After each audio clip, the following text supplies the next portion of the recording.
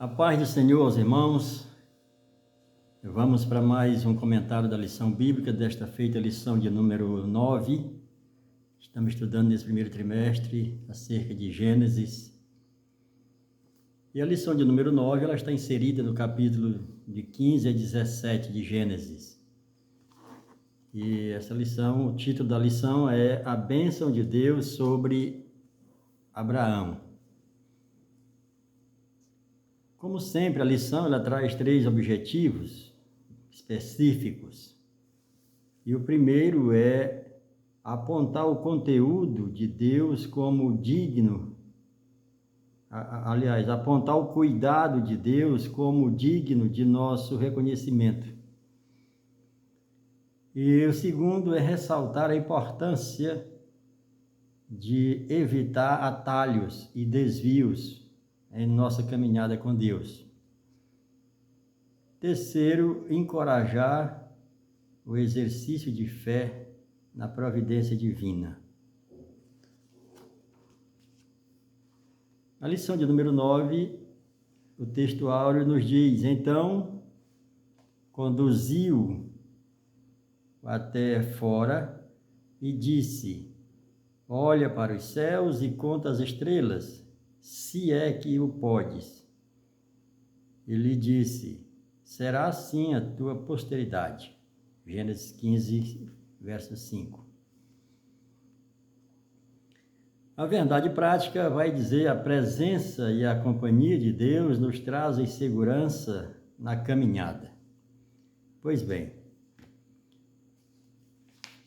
a introdução da lição vai dizer o seguinte: veremos na presente lição 3 capítulos que retratam a fidelidade e o cuidado de Deus, bem como a diferença que a fé autêntica faz na vida de uma pessoa. Primeiro é a recuperação, né? São preocupações de Abraão. O segundo ponto fala sobre um desvio trágico, e o terceiro fala sobre um novo nome. Então, nesse primeiro ponto, acerca da preocupação de Abraão, depois de uma batalha da qual saiu vitorioso após entregar o dízimo para Melquisedeque, a fim de demonstrar sua gratidão e seu reconhecimento a Deus pelas bênçãos recebidas, Abraão tem uma nova experiência com Deus e nela suas preocupações são tratadas pelo Senhor. Então vamos entender aqui. O primeiro ponto fala a sua segurança. Depois destes acontecimentos, veio a palavra do Senhor a Abraão numa visão e disse: não temas, Abraão, eu sou o teu escudo, o teu galardão será sobremodo grande. Então, após essa guerra que ele foi para libertar o seu sobrinho Ló, e sendo vitorioso, quando esteve presente ao sacerdote, ao sumo sacerdote Melquisedeque, ele lhe entregou o dízimo. E aqui fala a primeira vez que a Bíblia vem falar de dízimo, né? Falando no tocante de dízimo, literalmente, porque falando de uma forma sem ser tão clara, mas já está implícita lá no Gênesis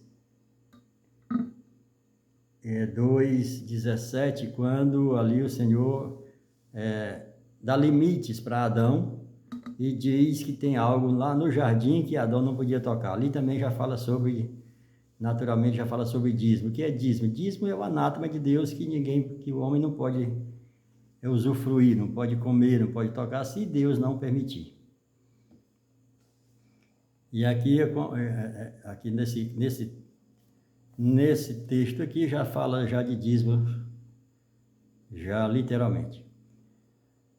Então o Senhor vai dizer: eu sou, né?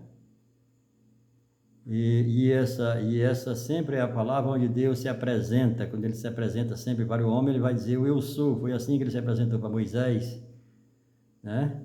Quando Moisés diz, quando chega lá para dizer para Faraó, para dizer para o teu povo, quem me mandou, ele diz, fala que o eu sou te mandou. E o próprio Jesus também, como Deus, fala também, o eu sou. Em várias passagens ali no Novo Testamento, ali quando ele fala com Pedro, ali quando ele fala com Pedro aquela situação quando ele faz aquela pesquisa de opinião, né? Que Pedro, revelado pelo Espírito Santo, diz que ele é o Cristo, Filho de Deus, do Deus vivo.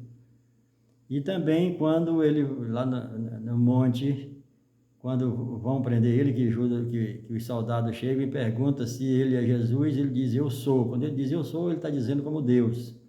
E eles caem por terra. O segundo ponto aqui fala, seu herdeiro. A isto respondeu logo o Senhor, dizendo, não será esse o teu herdeiro, mas aquele que será gerado de ti. Aqui nesse primeiro ponto, a preocupação de Abraão, Abraão chega para Deus, reclama para Deus, e diz que ele não tem filho, como é que vai ser, se Deus vai dar isso à posteridade dele, se ele vai ter filhos, tanto quanto as estrelas do céu e a areia que está na praia.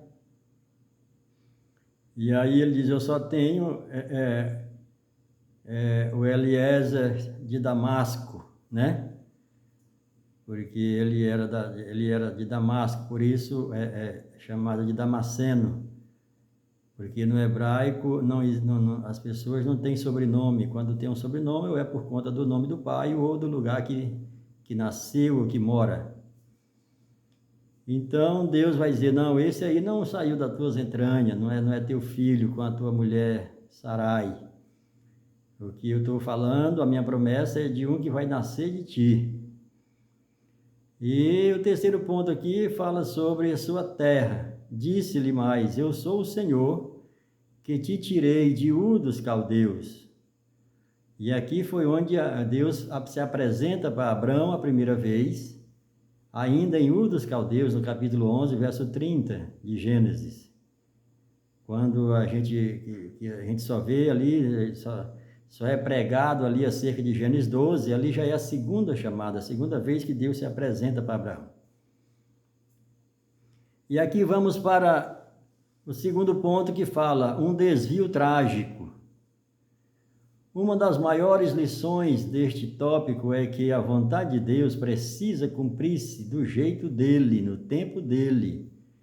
Qualquer ato contrário à vontade de Deus trará sérios problemas. E sempre aconteceu assim, sempre vai acontecer. Quando a gente tenta ajudar Deus, tenta pegar um atalho, um desvio, para chegar mais rápido, acaba se atrasando mais. Aconteceu quando foi para entrar em Canaã, quando Moisés sai do Egito com o povo, e aí ele coloca 12 homens para espiar a terra. Não era necessário espiar a terra, porque já era promessa de Deus, era só entrar. Mas aí Moisés separa 12 homens, um de cada tribo, para espiar a terra. Quando eles voltam, eles passaram 40 dias espiando a terra. E quando eles voltam, 10 voltam desanimado e desanima o povo, e apenas Josué e Caleb está com a convicção e ainda com a fé, a mesma que tinha saído do Egito. Aí Deus diz, olha, dos 40 dias que vocês passaram rodeando a terra, para cada ano, né, para cada dia é um ano que vocês vão passar rodeando aqui o deserto para entrar em Canaã. Então é por isso que eles passaram 40 anos no deserto. Não foi caminhando em linha reta. Eles passaram 40 anos caminhando em círculo. E é assim que a gente fica em círculo, sem sair do lugar, quando não está debaixo da vontade do Senhor, está desobedecendo. A importância, né, ou a impaciência gera problemas, Gênesis 16, 2. No caso aqui de Sarai, tinha a promessa de que o filho nasceria dela com o seu marido. mas ela queria que fosse no tempo dela. E aí ela vai tentar ajudar Deus aqui e coloca Abraão para se deitar com a escrava, com Agar. E Abraão devia também não ter feito, né, ter cedido, mas como sempre acontece, né, como marido e mulher uma só carne, aconteceu com Adão. Eva comeu do fruto, se Adão não tivesse comido, o que seria, né? Adão comeu também. Então, da mesma forma que aconteceu com a questão de Sarai com Abrão. O segundo ponto aqui vai falar dos arranjos humanos. Então, Sarai, mulher de Abrão, tomou Agar, a egípcia, sua serva, e deu por mulher a Abrão. Daí nasce um filho. E aí distancia mais a promessa de Deus para Abrão. Porque até aqui o Senhor ainda não tinha dado prazo. Porque nós temos promessas de Deus, né? O Senhor dá promessas com prazo de validade. E Ele também dá promessa sem o prazo, né? Ali, definitivo, ali onde a gente possa entender tal dia, tal ano, assim como a vinda, né, do Senhor Jesus. A gente, na Bíblia, não está o dia, está a forma, está a aparência de como vai estar o mundo, como é que o mundo vai estar se comportando, tem os sinais. Mas a data a gente não tem, mas tem a promessa.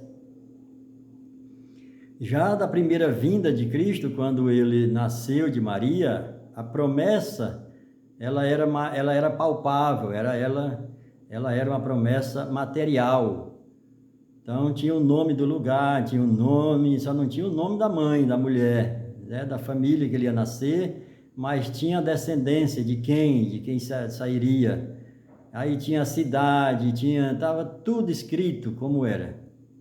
Já essa segunda vinda dele não está assim tão clara, mas ele diz para a gente olhar para os sinais e o que está acontecendo nos nossos dias. Então aqui, essa questão de ajudar a Deus, tem uma situação aqui em 2 Samuel, capítulo 6, verso 7, a questão de usar. Usar toca na arca quando os filisteus devolvem a arca do concerto, a arca do testemunho de Deus para o lugar, para o seu povo, porque eles levaram essa arca achando que vencemos o povo os judeus, vencemos os hebreus, agora vamos levar essa arca que é o Deus deles. Mas não é, o Deus não é Deus na vida de qualquer um, é preciso ter comunhão com Ele. Porque assim como Deus é água e Deus é fogo, Deus é calor e Deus é gelo, né? Então, Deus é a palavra, mas Ele também é a espada. Deus é advogado, mas também é juiz. Deus é justiça, mas também é juízo. E aí, para um Ele é juízo, para outro Ele é justiça, para outro Ele é juízo de condenação. E aí, quando os filisteus se vê com a arca passa a ser um problema para eles, né? Inclusive, o Deus deles, por 2 vezes, caiu, se debruçado em cima da arca, se arrebentando todo, porque eles colocavam a arca da testemunha ao lado de Dagon, o seu Deus, e iam festejar. Quando voltava para ver como é que estava, Dagon estava só os pedaços ali ao lado da arca. E aí passou a ser um problema para eles. E aí eles resolvem devolver. Quando eles resolvem devolver, prepara-se ali um carro de boi, eles consultam como é que deve devolver, e aí consultam os seus magos, consultam os seus feiticeiros, e eles aconselham, olha, não devolva vazia. Não se apresente a Deus, não se chegue a Deus de mãos vazias. Coloque lá, eles tinham sido acometidos de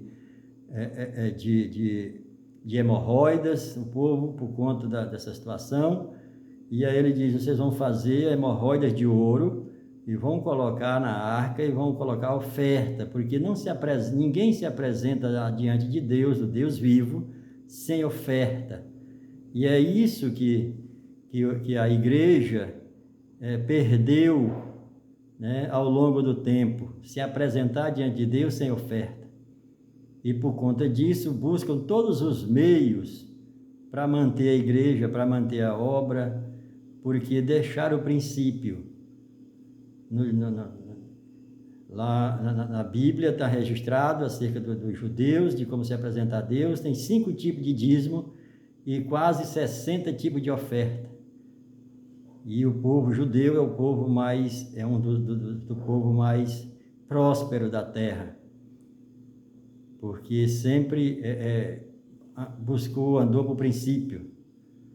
Lá em Israel, lá em Jerusalém, não se come uma comida por conta aqui no Brasil tem as comidas, né, típicas. Lá não se come as coisas porque é comida típica. Lá ou come ou deixa de comer, obedecendo uma lei, obedecendo um princípio. E a igreja não andou com nesse mesmo caminho. Hoje a igreja não sabe o que é dizimar e nem ofertar. Apresenta qualquer coisa ali no púlpito, diz que está apresentando a Deus, mas não tem oferta. E isso está totalmente fora do contexto da palavra de Deus. O segundo ponto aqui fala um novo nome. Aí agora, quando Deus tem esse encontro aqui com Abraão, né? Muda o nome dele era Abrão e a esposa era Sarai. Ele agora muda o nome para Abraão, que é pai de multidões, né? Porque Abrão era só pai de nações, pai elevado, e Sarai passa a ser Sara, também como a mãe de todos. Então aqui um novo nome. Lá em Apocalipse capítulo 2, verso 17, Jesus ali falando para João, através do seu anjo, a igreja de Pérgamo, né? Aos crentes vencedores, os vencedores é aquele que Jesus vem buscar quando ele vem como ladrão, e que ninguém vai perceber. É diferente daquela vinda dele, que ele vai vir nas nuvens, o que registra Paulo em 1 Tessalonicenses. Então ele vai vir como ladrão, ele vai vir buscar os crentes vencedores. A esse o Senhor Jesus que também vai dar um novo nome. Esse novo nome vai estar escrito numa pedra branca e só vai ser revelado na hora, no momento que ele entregar esse novo nome aos crentes vencedores. E aqui, nesse novo nome, também Abraão agora passa a ter um novo nome, porque teve um encontro diferente agora com Deus. Abraão, ele teve praticamente 3 encontros com Deus, né? O primeiro em Ur dos Caldeus, né? A teofonia. Teofonia é a manifestação ou aparição de Deus como pessoa ou em visões. A primeira vez apareceu em Ur dos Caldeus, a segunda vez em Harã, e agora aqui em Gênesis 17, a terceira vez. Nessa terceira vez, Deus agora chama Abraão. Abraão, vem aqui e conta as estrelas. Só que aqui tem algo grandioso, né? E extraordinário aqui, porque conta as estrelas era de dia quando Deus está falando com Abraão aqui. Quando Deus fala com Abraão aqui é de dia. Tanto é que ele diz, separa, né, ali os animais, ali, corta. E ali foi uma visão em espírito.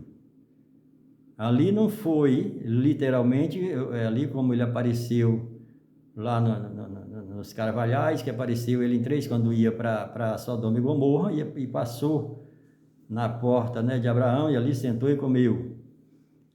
Aqui a palavra de Deus, aqui a Bíblia está dizendo que ele teve uma visão em espírito, assim como o apóstolo Paulo foi levado ao terceiro céu, assim como o apóstolo João lá na ilha de Pátimo, né, foi arrebatado em espírito, não saiu da terra, mas em espírito ele foi lá, e viu o céu, e viu o trono, e viu a morada do Altíssimo, e viu tudo. Aqui Abraão foi levado também para o céu, porque Deus manda ele encontrar as estrelas e era de dia. E tanto é que quando termina isso aqui, quando ele tem aquela visão das aves querendo comer ali o sacrifício, e essas aves, quando fala aves, é a mesma da parábola do semeador. Essas aves aqui são espíritos imundos, né? Essas aves aqui simbolizam Satanás, simbolizam os demônios, né? E lembrando sempre que Satanás é uma coisa e demônios é outra, né? Satanás é o príncipe dos demônios. Demônios são espíritos imundos que vivem na terra. Satanás e seus anjos vivem nas regiões celestiais. E aqui, Abraão olha as estrelas de cima para baixo, de dia, porque ninguém vê estrela de dia. E aqui tem um grande mistério aqui. O segundo ponto fala o sinal da aliança. Qual é o sinal da aliança? Na aliança que Deus faz com Abraão, o sinal era a circuncisão, o prepúcio, né? Da genitália, e que ele faz essa aliança. Nós, da igreja, essa aliança é o batismo nas águas. Mas aqui, no ponto 3, no subtópico 3, está dizendo justamente que, tanto na aliança, né? Aliás, no tópico 2, aqui no finalzinho, tanto a aliança de Deus com Abraão acerca da circuncisão, quanto a nossa da igreja, através do batismo, não é para a salvação. Quando ele diz assim, no finalzinho do 2 aqui, vai dizer, a circuncisão nunca foi pretendida por Deus como um meio de salvação, pois esta ocorre pela fé, hein? Romanos 4, 9 a 12. Se tu quer, assim, em teu coração crer, né, pela fé. A letra B diz, em Cristo a verdadeira circuncisão é a circuncisão do coração, Romanos 2, 28 e 29. A letra C vai dizer, o selo da salvação do cristão não é uma marca no corpo, como também no judaísmo, para ser separado de Deus, era a circuncisão. Então, aqui, tanto um quanto o outro não é para a salvação. É uma marca visível no corpo, descendo as águas do batismo. Ali é apenas ali um simbolismo do que já aconteceu interno.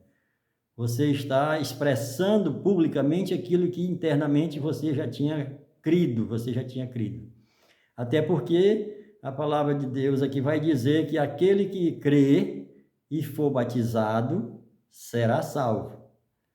Mas aquele que não crê não é salvo. E não aquele que é batizado. Ou seja, a pessoa mesmo batizado, não crendo, foi só batizado. Se ele não crê, ele não é salvo. Não é o batismo que salva, assim também como não é a circuncisão que tornava um judeu, né? Então, esta é a lição de número 9, falando acerca das bênçãos de Abraão, né? Da promessa que Deus fez a Abraão acerca de um filho, do que a gente pode atrapalhar, né? O processo, aquilo que Deus tem para nós, vai acontecer, vai.